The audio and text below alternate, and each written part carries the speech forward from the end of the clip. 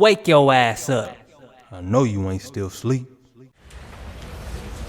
Now you'll see on the slide there, you're a mass of energy in a high speed of vibration. You operate on a very high frequency. You're moving so fast you appear to be still.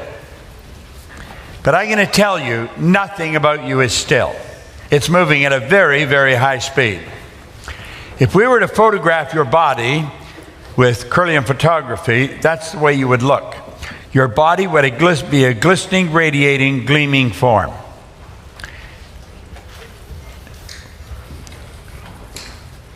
Semyon Kirlian, back in 1934, perfected a form of photography that'll photograph the energy leaving the body.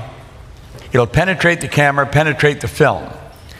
That's what Kirlian photography is. It's named after the author of the... That's how you and I look, in truth. If you were to stand in front of an infrared television camera in a completely dark room, you would be a glistening, radiating, gleaming form. Now, let's think. A frequency is a level of vibration. Okay? There's an infinite number of frequencies. There's no end to them. Everything you see, this is paper. We call it paper because of the speed it's moving at. At one time it was called wood. Okay? We call it wood because of the speed it was moving at. We talked yesterday where you take water. We call it water, it's energy because of the speed it's vibrating at. And we put heat to it, then we call it steam. It's the same energy. You saw here how energy transferred. Tapped his shoulder, she felt it. These are not accidents. Now look here for a moment. Let all these lines represent levels of vibration. There's an infinite number. Every frequency is hooked up to the one above and the one below. There's no line of demarcation where one stops and the other starts. Now, if you understand this in depth, that means everything in this universe is connected. There is only one power. It manifests in many different forms. We think we're different. We only appear to be different. We're not different at all. We're all exactly the same. We just do different things. We think different thoughts. We're involved in different ideas. But we are all connected. And I think when we really get that straight in our mind, a lot of the problems that we have go away. Einstein said the intuitive mind is a sacred gift. The rational mind is a faithful servant. We've created a society that honors the servant and has forgotten the gift. You see, you got all those higher faculties, perception, the will, imagination, reason, intuition, and the will. They're totally different than any other form of life. All the other little forms of life operate by instinct, which is perfect. They go by what they see, hear, smell, taste, touch. This is so important we start to understand this in some depth. We're going to use these higher faculties to start doing the things we want to do. Now, what we want to do is control the flow of thought energy. We want to let it flow freely to and through us, improving everything with which it connects. See, when it flows into us, it has no form. We give it form. We give it direction. And it's important that we start to understand this.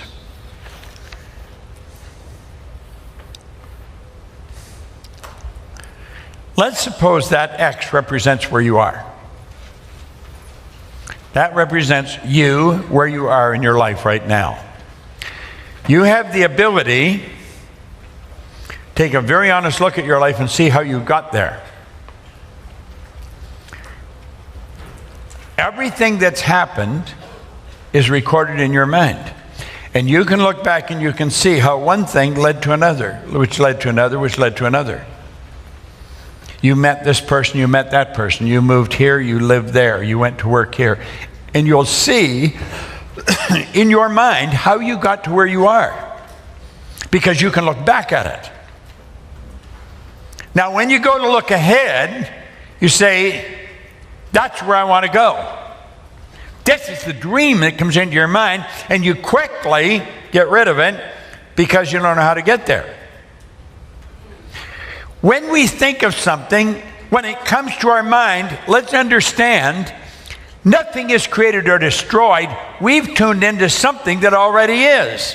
And rather than let it go, what we want to understand is that there is a place. It's a frequency that we tuned in on, way beyond where we're at in our own consciousness. If we can see it in our mind, we can hold it in our hand. We don't want to just let it go. Let's realize if we can see it in our mind, we can hold it in our hand. There is where I want to go. There is a place. This is real. This isn't just some fancy idea. That's why von Braun told Kennedy, President Kennedy, it would take the will to do it. The ability to focus on that idea, to stick to your knitting, as I say, focus on that idea to the exclusion of all the other nonsense that's coming at you. Don't pay any attention to the people who tell you why you can't. You're going to stay focused.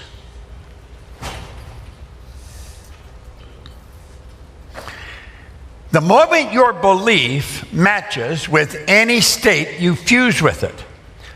That's a state there. Now, you see, if you don't believe it, you let it go. However, the moment your belief matches with any state, you fuse with it. This union results in the activation and projection of plots, plans, conditions, and circumstances. All kinds of things start to happen in our life. When we fuse with that idea, do you remember when you made the decision to do the Doggy Academy? All the crazy things that started to happen for you when you made the decision. They didn't happen before that.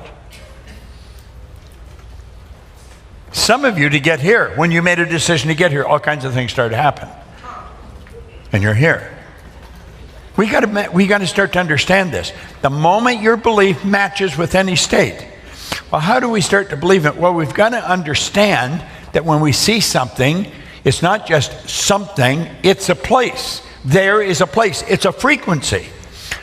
When we get on that frequency, all kinds of things start to happen. This new state of conscious awareness becomes our home from which we view the world. Act like the person you want to become. William James called it the actor's technique. Act like you're already there.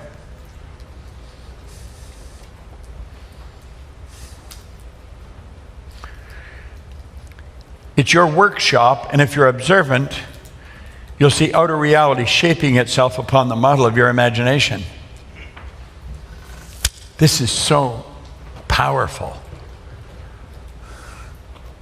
You're a creative being. How did he create that illusion? In his mind. When you move on to a higher frequency, you're going to be communicating with a world that's totally foreign to and beyond the reach of your five senses. Now, until we start studying this, we go by what we hear, see, smell, taste, touch. We've got to get away from that. We really have to start to understand.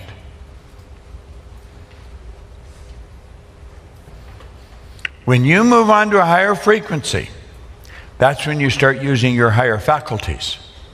You don't go by what you hear, see, smell, taste, touch. You go by what you can see in your mind nobody else can see. Now, there is a place.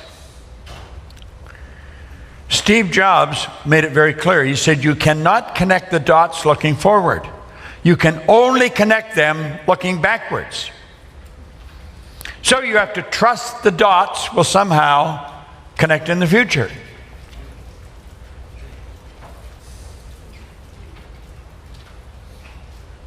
You've got to know that you can go there. Yet when you start, everything will start to happen for you. And one thing after another will start to happen. And pretty soon, you find yourself there. It's done. And when you get there, you're going to start to become aware that you could have gone there. Isn't that a bitch?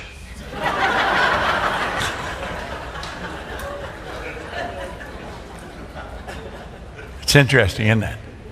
When you get there, you'll realize you could have gone there.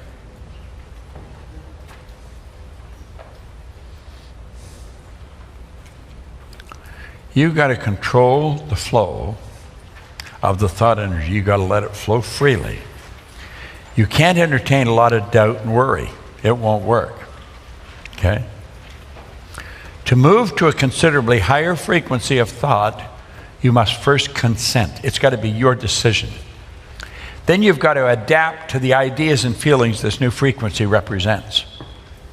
So you see, it's not good enough just to read it in the book or listen to me talk about it. This is where you've got to do it. This is where you've got to do it.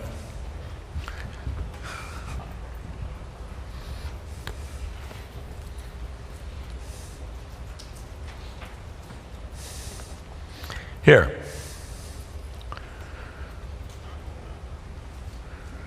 The future must become the present in the imagination of the one who would wisely and consciously create circumstance. We must translate vision into being, thinking of into thinking from.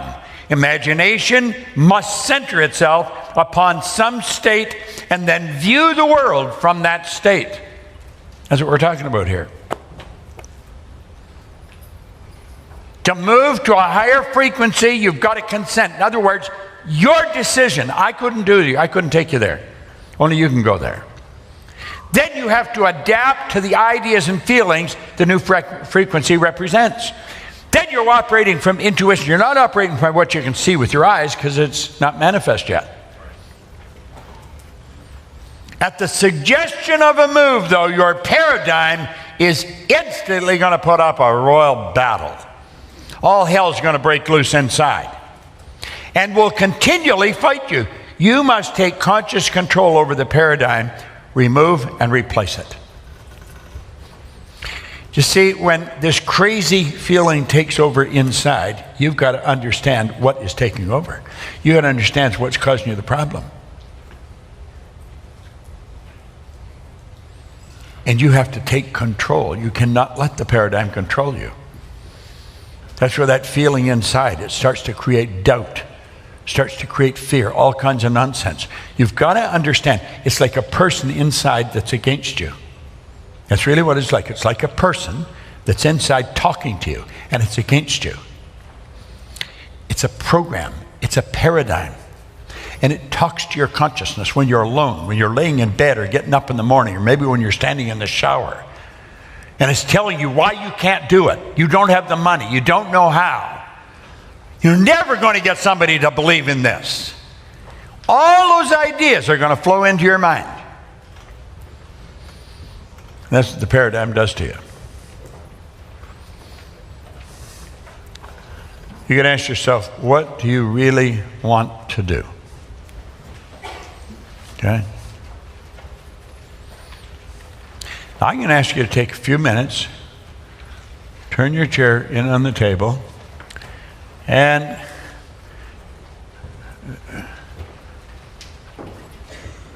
talk to each other about what we've just covered here. Carry on a conversation about it.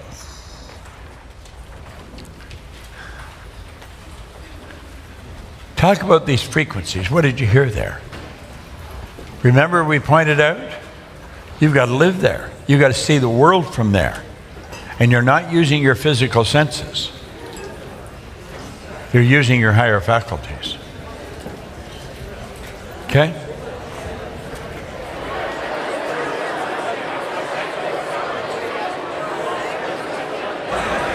Let me have your attention for a moment.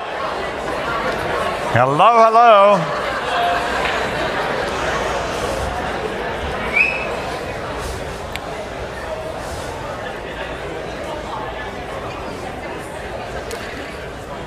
All right, now go back to the screen here for a moment.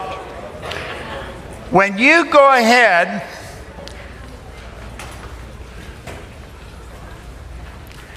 and you look at that space, or look at what it is you want. We refer to that as a C-type goal. It's a goal that you don't know how to get there. Now, what do you do?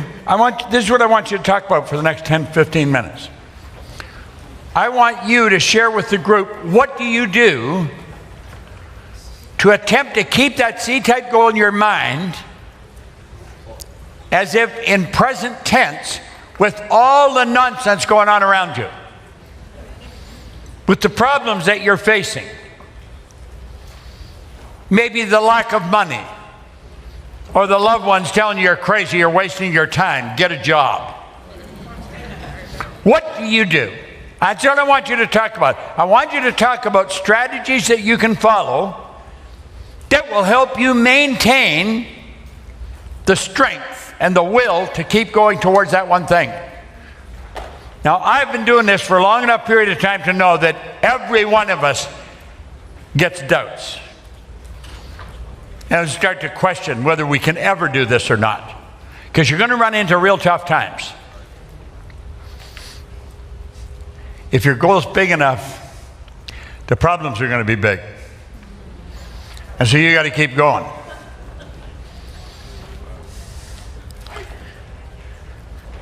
I think I mentioned, I'm not sure if I mentioned here or not, Milt Campbell was a very good friend of mine. Milt had a key to our house. Whenever he came to Toronto, he could go there. Didn't matter whether we were there or not. He won the silver medal in Helsinki in 1952 in the decathlon. He was going for a gold. Bob Mathias had won it in 48, and he won it again in 52. So Milt was standing on the second step with Mathias on the first step. He said, I made up my mind 4 years from now, I would come back and I would get the gold. 4 years later, he and Rayford Johnson were running through the Olympic Village down in Melbourne, Australia, and Rayford said to Milt, what do you think is going to happen? Milt said, Rayford, you've wasted your time coming here. This one's mine. Now, in 52, when he made a commitment to do that, that meant he was going to have to train every day for 4 years. They compete in 10 different events. The decathlon must be grueling. He didn't have the money. But he made the commitment. When you make the commitment, when it's not just something you hope can happen, something you wish could happen. When you make a commitment, you don't do it if it's convenient, you do it regardless. There's a difference. He got the idea, he went to the American government and said, listen, I'll run under your colors, I'll join the service if you send me to a warm climate and give me a damn good coach. He was from Plainfield, New Jersey, but he ended up spending the next 4 years in San Diego with a good coach. He was being looked after because the idea came to him. But he didn't have the idea when he made the commitment. If your goal is big enough, you're going to run into a couple of mountains. And you've got to just treat it as necessary because it's the mountains that strengthen you. It's the problems you have that strengthen you. Now, what do you do? That's what I want you to talk about. When you hit these walls, what do you do? Because you may have an idea that'll help somebody else at the table. Go ahead. I hope you enjoyed this video. We put a lot of good information up here, and it causes everything in your life to get better. If you'd like us to notify you every time we put a new video up, hit subscribe and then turn on notifications. Check out all our videos, and we will notify you when we put a new one up.